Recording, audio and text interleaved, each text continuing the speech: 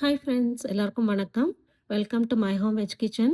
இன்னைக்கு வீடியோவில் பிரேக்ஃபாஸ்ட் பண்ணுற இட்லி தோசைக்கு தொட்டுக்கிற மாதிரி ஒரு சிம்பிளான புதினா சட்னி தான் பார்க்க போகிறோம்.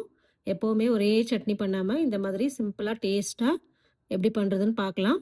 அப்படியே நம்ம மை ஹோம் வெஜ் கிச்சன் சேனலை சப்ஸ்கிரைப் பண்ணி வச்சுட்டிங்கன்னா நான் போடுற அடுத்தடுத்த ரெசிபீஸ் உங்களுக்கு நோட்டிஃபிகேஷனாக வரும். ட்ரை பண்ணி பாருங்கள் ஃப்ரெண்ட்ஸ். லைக் பண்ணுங்கள், ஷேர் பண்ணுங்கள்.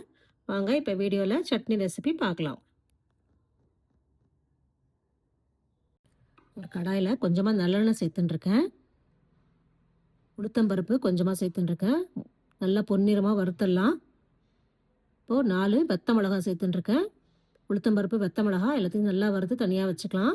இப்போ அதே கடாயில் நல்லெண்ணெய் சேர்த்துட்டுருக்கேன். 2 வெங்காயம் இந்த மாதிரி பெருசு பெருசாக கட் பண்ணி நல்லா வதக்கிடலாம்.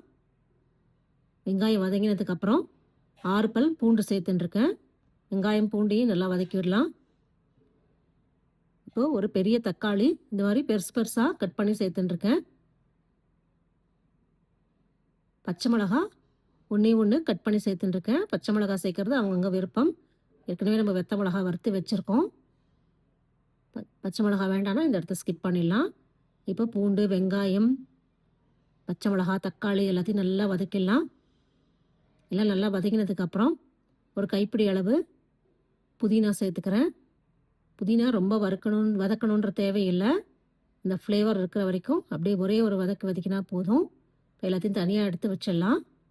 ஒரு மிக்ஸி ஜாரில் நம்ம ஏற்கனவே வறுத்து வச்ச பருப்பு, மிளகாய், கொஞ்சமாக தேங்காய் துருவல் சேர்த்துக்கிறேன். இந்த சட்னிக்கு தேவையான அளவு உப்பு சேர்த்துக்கிறேன். கொஞ்சமாக புளி. இப்போ ஃபஸ்ட்டு தண்ணி விடாமல் அரைச்சின்னு வந்துடலாம். நம்ம ஏற்கனவே வதக்கி வச்சுருந்த வெங்காயம், தக்காளி, பூண்டு சேர்த்தாச்சு. கொஞ்சமாக தண்ணி சேர்த்து நல்லா ஸ்மூத்தாக அரைச்சின்னு வந்துடலாம். புதினா சட்னி ரெடி. கொஞ்சமாக மிக்ஸி ஜாரில் தண்ணி விட்டு சேர்த்துக்கிறேன். ரொம்ப கெட்டியாக இருந்தது. கலக்கி விட்டுடலாம்.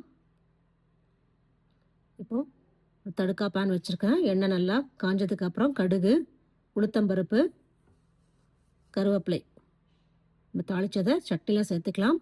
அருமையான சுவையான இட்லி தோசைக்கு பெஸ்ட்டு காம்பினேஷன் புதினா சட்னி ரெடி. இன்றைக்கி நான் தோசையோடு தான் சர்வ் பண்ணுறேன். Millet dosa best combination. பிரேக்ஃபாஸ்ட்டுக்கு நம்ம டின்னருக்கு பண்ணக்கூடிய தோசைக்கு அருமையான சட்னி ரெடி. நீங்களும் ட்ரை பண்ணி பாருங்கள் ஃப்ரெண்ட்ஸ். ரொம்ப ரொம்ப சிம்பிளாக இருக்கும், ரொம்ப டேஸ்டியாக இருக்கும்.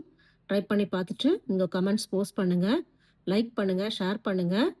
நம்ம மை ஹோம் வெஜ் கிச்சன் சேனலை சப்ஸ்கிரைப் பண்ண மறக்காதீங்க. நெக்ஸ்ட் ஒரு இன்ட்ரெஸ்டிங்கான வீடியோவில் பார்க்கலாம்.